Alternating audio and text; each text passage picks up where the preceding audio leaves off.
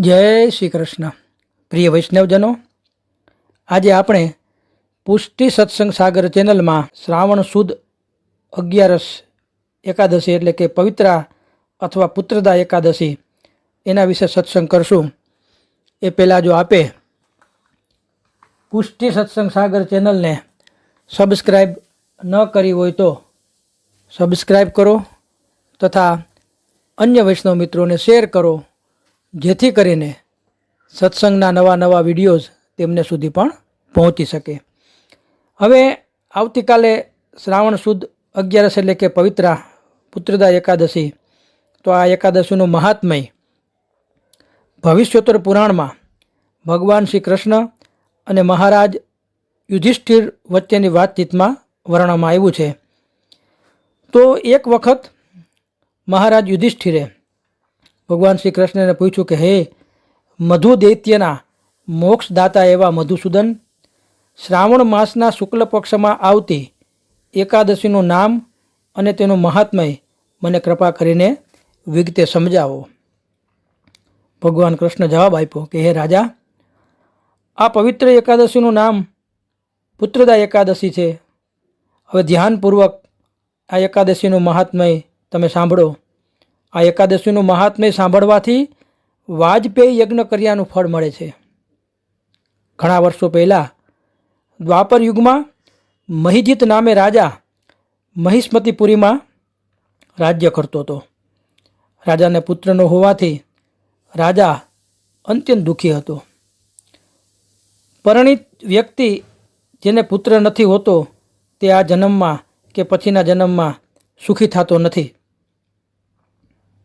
ઘણા વર્ષો સુધી રાજાએ ઘણા પ્રયત્નો કર્યા, પરંતુ તે પુત્રરત્ન પ્રાપ્ત કરવા ભાગ્યશાળી બની શક્યા નહીં.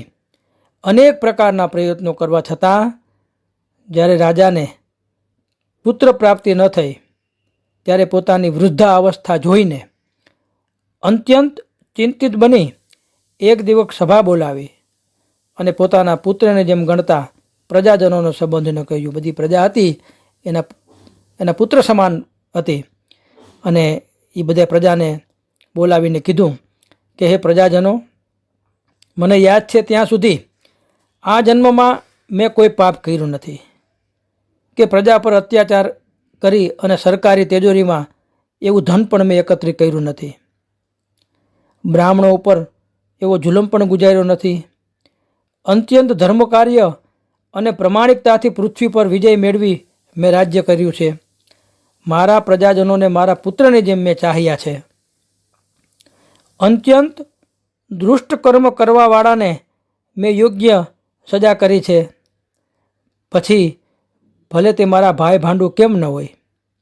શિષ્ટ શત્રુઓ સાથે પણ મેં ઉત્તમ વ્યવહાર કર્યો, પરંતુ મને ખબર નથી પડતી કે કયા અજ્ઞાતને કારણ લઈને મને પુત્રની પ્રાપ્તિ થતી નથી.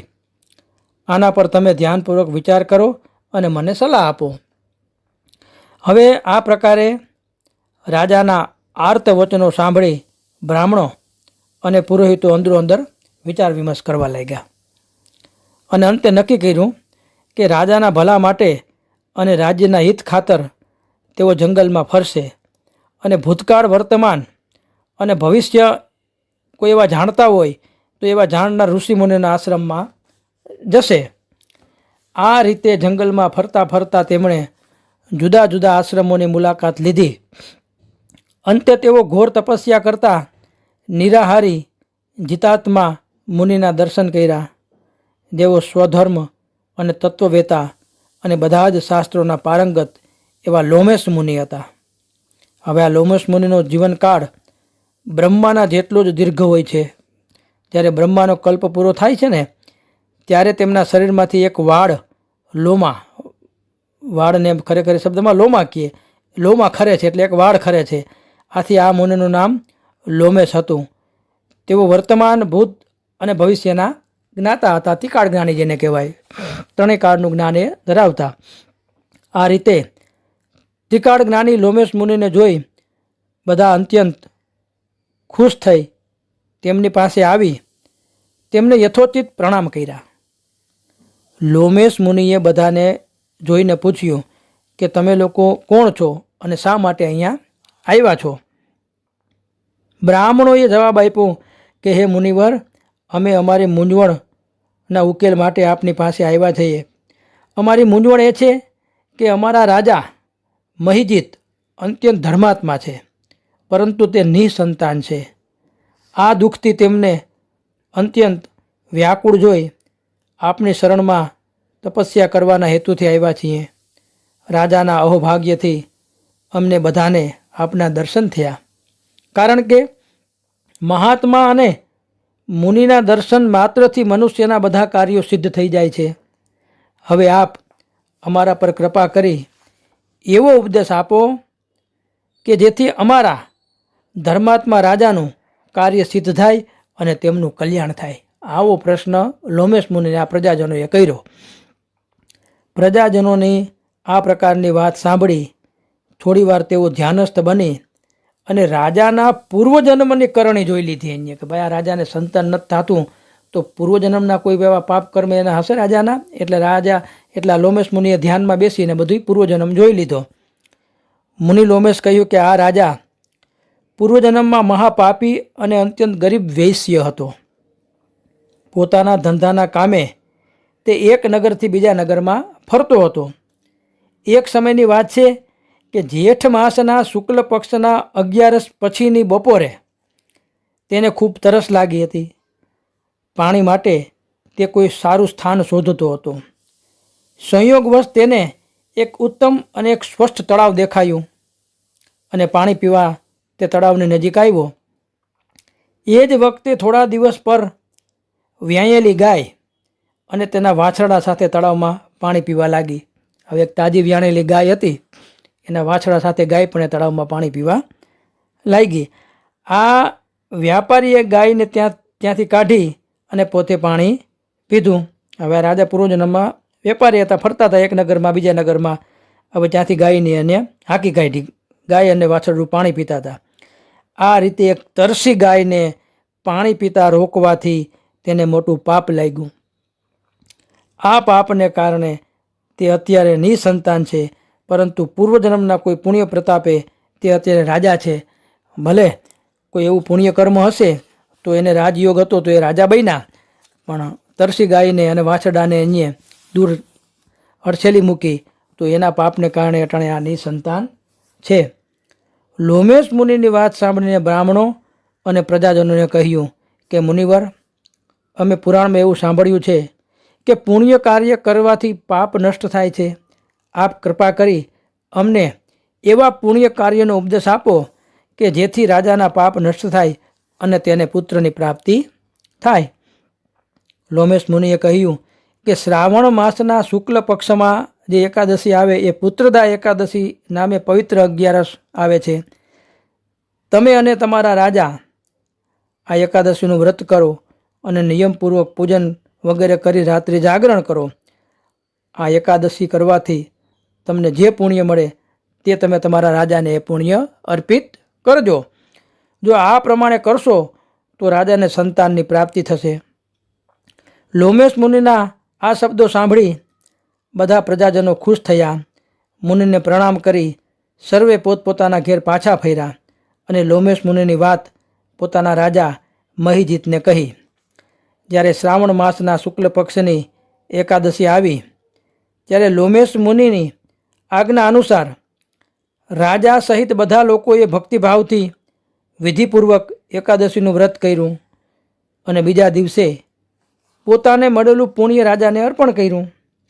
આ વ્રતના પ્રભાવથી રાણી ગર્ભવતી બની અને યોગ્ય સમયે તેને સુંદર પુત્રરત્નની પ્રાપ્તિ થઈ. ભગવાન શ્રી કૃષ્ણે કહ્યું કે યુધિષ્ઠિર, જે કોઈ આ પવિત્ર એકાદશીનું વ્રત કરે છે તેને આ જન્મ અને પછીના જન્મમાં સુખની પ્રાપ્તિ થાય છે.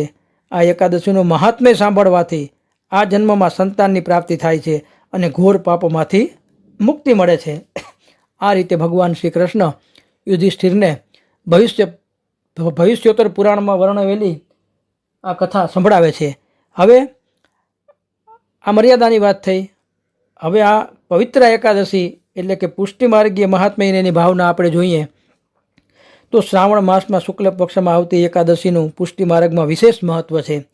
કારણ કે પુષ્ટિ માર્ગ એ વૈષ્ણવ માટે પુષ્ટિ માર્ગનો પ્રાગટ્ય દિવસ કહેવાય.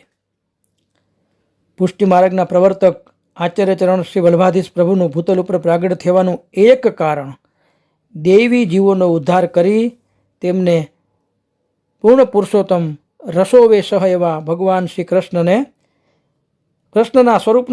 સ્વરૂપાનંદનું દાન કરવાનું હતું. અને આથી જ આપે દેવી જીવોના ઉદ્ધાર માટે ભારતની 3 વખત પરિક્રમા કરી. શ્રી મહાપ્રભુજીને દેવી જીવોનો ઉદ્ધાર કરવા સતત ચિંતા રહેતી કે જીવને બ્રહ્મની પ્રાપ્તિ કેવી રીતે થાય. પુષ્ટિ જીવો અવિદ્યા અને સંસર્ગથી દોષથી પ્રભુથી બહિર્મુખ બનેલા છે. જીવ જે બ્રહ્મનો અંશ છે તે બ્રહ્મથી છૂટા પડ્યા પછી કાળક્રમે તેને કાળ દોષ, સ્પર્શ દોષ, સંગ દોષ, જે આ 5 પ્રકારના દોષ હતા એ અને સ્વરૂપ વિસ્મૃતિ થઈ ગઈ. જીવ દોષોથી ભરેલો છે અને બ્રહ્મ તો નિર્દોષ છે. આમ સદોષી જીવને નિર્દોષ બ્રહ્મની પ્રાપ્તિ કેવી રીતે થાય? આ ચિંતામાં ને ચિંતામાં શ્રી મહાપ્રભુજી પરિક્રમા કરતાં કરતાં શ્રીમદ ગોકુલમાં આવે છે. ગોકુલમાં આ ચિંતામાં ને ચિંતામાં આપ ગોવિંદ ઘાટ ઉપર સૂતા છે ત્યારે મધ્યરાત્રિએ શ્રી ગોકુલ ચંદ્રમાજી સ્વરૂપે ત્યાં પ્રભુ પ્રગટ થયા અને શ્રી વલ્લભને આજ્ઞા કરી કે તમે દેવી જીવોના ઉદ્ધારની ચિંતા ન કરતા, તમે જે કોઈ જીવને મારી સાથે બ્રહ્મ સંબંધ કરાવશો તે જીવ ગમે તેવો હશે પણ તો હું તેનો સ્વીકાર કરીશ. પ્રભુના આ વચન સાંભળી શ્રી મહાપ્રભુજીએ પોતે 360 તારનું બનાવેલું પવિત્ર પ્રભુને ગળામાં અર્પણ કર્યું અને મિશ્રી ભોગ ધર્યો.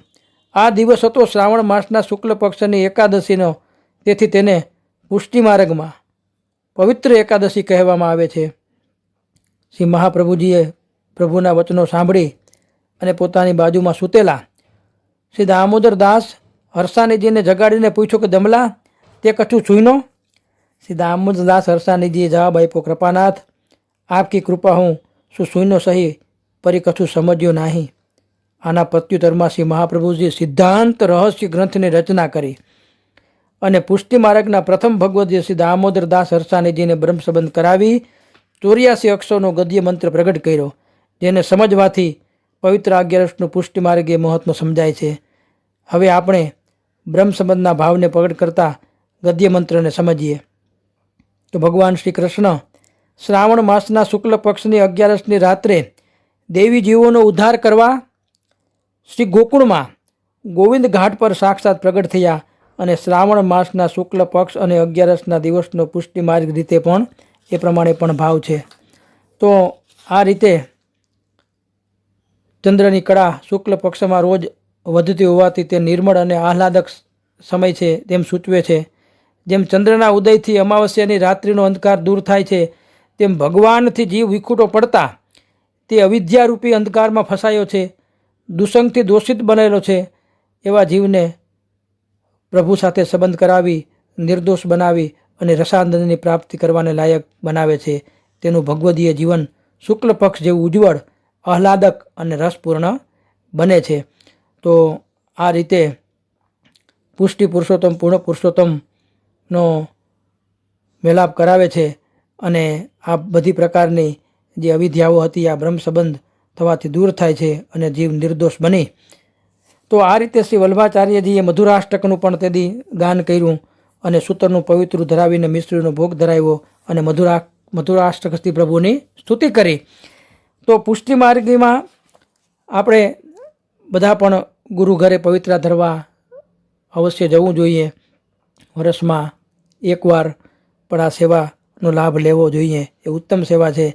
જ્યાં જ્યાં ગુરુઘર હોય ત્યાં ત્યાં બધા વૈષ્ણવોએ પવિત્ર ધરાવવા અવશ્ય જવું જોઈએ. શ્રી વલ્લભાધીશ કી જય.